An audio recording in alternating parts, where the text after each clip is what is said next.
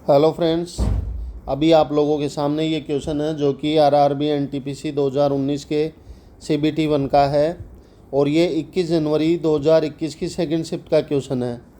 तो वीडियो शुरू करने से पहले आप सभी चैनल को सब्सक्राइब कीजिए, वीडियो को लाइक कीजिए और जो भी student text book application use करते हैं वो मेरा ऑफ़र कोड है URJD7F। इसे यूज़ करके आप टेक्स्ट बुक पर डिस्काउंट प्राप्त कर सकते हैं। और एसएससीएन क्लासेज के नाम से ही टेलीग्राम पे मेरा चैनल है, आप उसे ज्वाइन कर सकते हैं। उसमें आपको आने वाले एग्ज़ाम्स के बारे में अपडेट दी जाएगी। तो चलिए शुरू करते हैं। यह क्वेश्चन है कि 2/5, 1/3 और 3/7 का अवरोही क्रम क्या होगा। तो इस केस में अवरोही या आरोही क्रम जब भी हमसे पूछा जाए तो अंश में जितनी भी संख्याएं होती है इनका आप एलसीएम ले लीजिए। एलसीएम है इसका 6। अब 6 हर संख्या में अगर हम 6 करेंगे, जैसे 2/5 में अगर हम ऊपर 6 करेंगे तो नीचे भी हमने 2 की जगह अगर 6 किया है मतलब 3 से मल्टीप्लाई किया है तो 5 को भी हम 3 से मल्टीप्लाई करेंगे, हो जाएगा 6/15। फिर इसी प्रकार 1/3 को अगर हम 6 ऊपर 1 की जगह अगर 6 करेंगे तो 3 को भी 6 से मल्टीप्लाई करेंगे, 6/18। फिर इसी जगह अगर 3 को 6 करेंगे तो 7 की जगह भी हो जाएगा 14। अब आप देखिए ऊपर तो सब संख्याएं सेम है और नीचे ही संख्या अलग अलग है। अब आप ये ज़रूर जानना कि नीचे जितनी छोटी संख्या से डिवाइड किया जाएगा वो उतनी बड़ी होगी। मतलब 6 में अगर अपन 14 का भाग देंगे तो जो वैल्यू आएगी वो 6/18 से बड़ी होगी और 6/15 से भी बड़ी होगी। तो इस प्रकार सबसे पहले हमारा सबसे बड़ा क्या होगा 6/14, फिर उससे क्या होगा 6/15, फिर सबसे छोटा क्या होगा 6/18। और यही हमसे अवरोही क्रम पूछा गया है तो इसीलिए हमारा आंसर होगा 3/7, फिर इसके बाद में 2/5, फिर सबसे लास्ट में 1/3।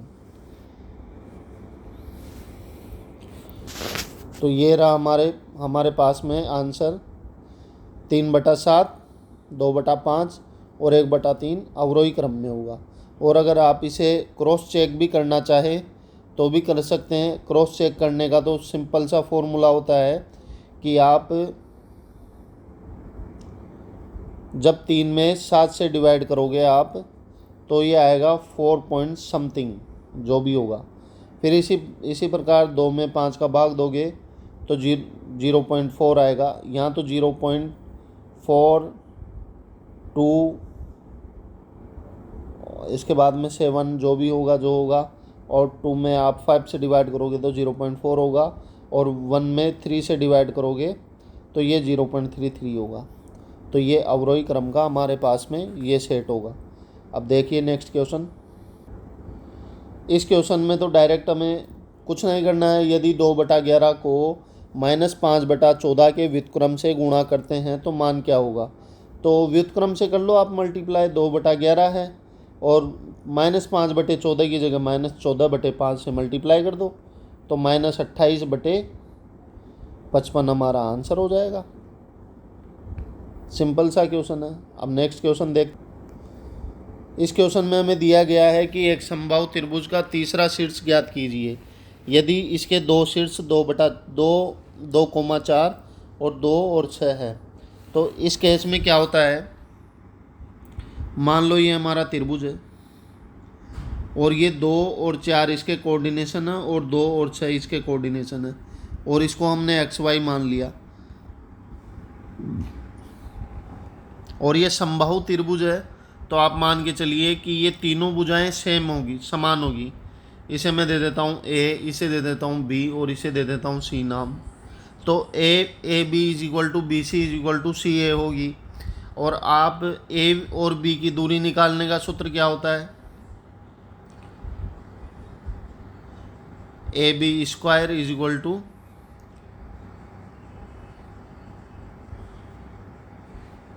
2 - x का स्क्वायर प्लस 4 - y का स्क्वायर, ये होगा AB का। इसी प्रकार हम BC और BC और AC का भी मान निकालेंगे। तो इस केस में क्या होता है, अब आप देखिए, ये है त्रिभुज, ये है 2 और 4, ये है XY और ये है 2 और 6। अब देखिए कैसे होता है, ये हो गया 2 माइनस एक्स का स्क्वायर प्लस 4 माइनस वाई का square is equal to x minus 2 का स्क्वायर प्लस वाई माइनस 6 का स्क्वायर इज इक्वल टू 2 में से 2 जाएगा तो 0 का स्क्वायर प्लस 2 का स्क्वायर। अब इसे जब अपन सोल्व करेंगे तो ये कैसे होगा, आप देखना कि ये और ये तो बिल्कुल ज़ीरो हो जाएगा। अगर हम इन दोनों को इक्वल लेते हैं, इसको और इसको, तो ये तो बिल्कुल x2 माइनस एक्स का होल स्क्वायर और x माइनस 2 का होल स्क्वायर तो बिल्कुल ज़ीरो हो जाएगा।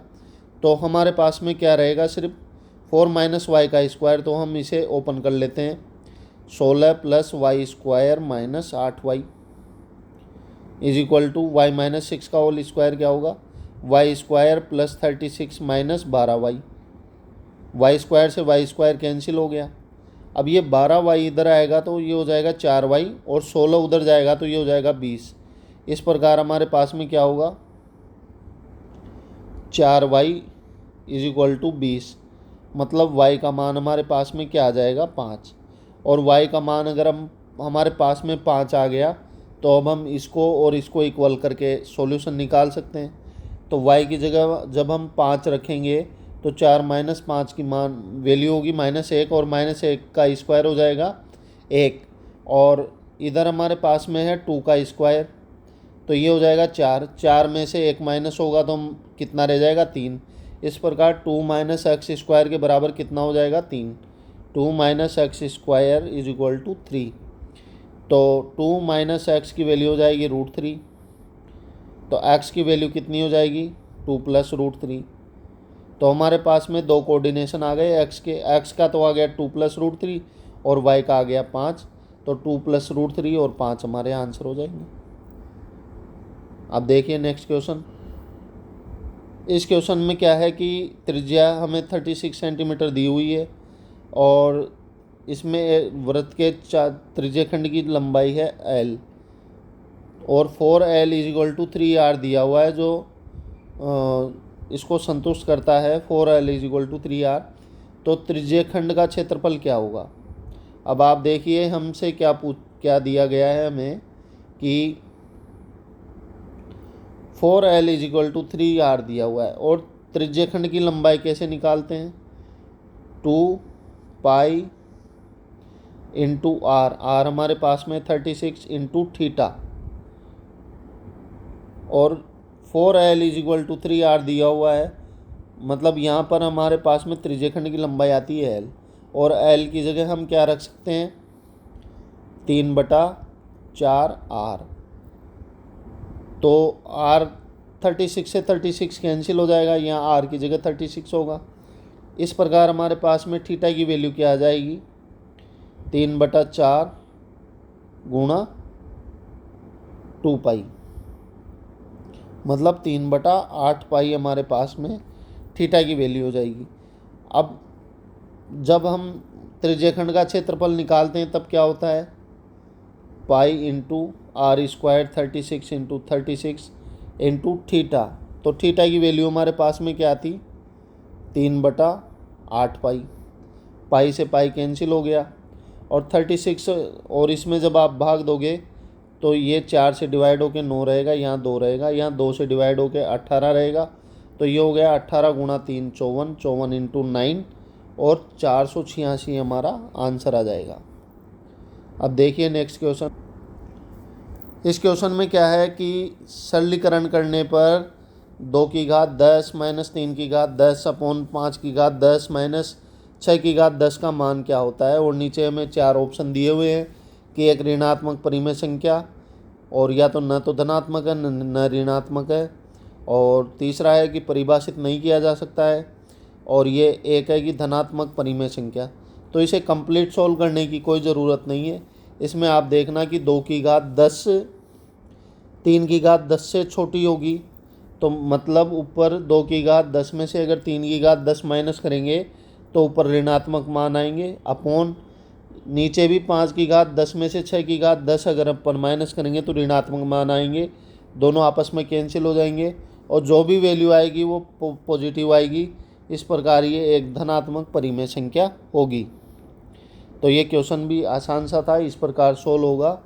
तो जो भी स्टूडेंट यहाँ तक कंप्लीट वीडियो देखे हैं और जो भी टेक्स्ट बुक एप्लीकेशन यूज़ करना चाहते हैं वो लोग मेरा text book offer code URJD7F का यूज़ करके टेक्स्ट बुक पे डिस्काउंट प्राप्त कर सकते हैं। और SSCN क्लासेज के नाम से ही मेरा टेलीग्राम चैनल है, उसे ज्वाइन करके आप आगे आने वाले एग्ज़ाम्स के बारे में नोटिफिकेशन अपडेशन प्राप्त कर सकते हैं। तो चलिए फिर मिलते हैं, तब तक के लिए जय हिंद।